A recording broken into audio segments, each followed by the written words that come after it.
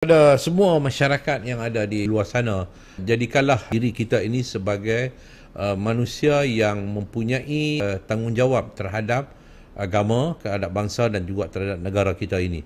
Dan kitalah yang menjadi pendukung untuk masa depan negara kita yang lebih maju pada masa yang akan datang.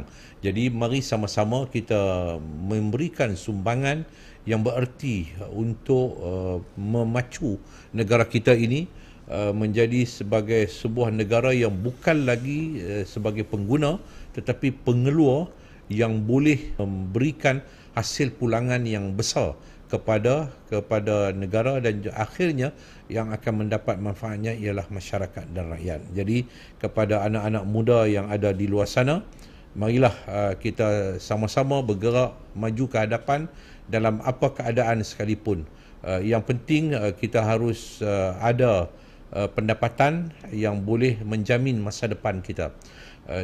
Bukan salah kita jika kita dilahirkan dalam kemiskinan. Bukan salah kita. Mungkin itu takdir kita, tetapi bukan salah takdir lagi kalau kita mati dalam keadaan yang miskin.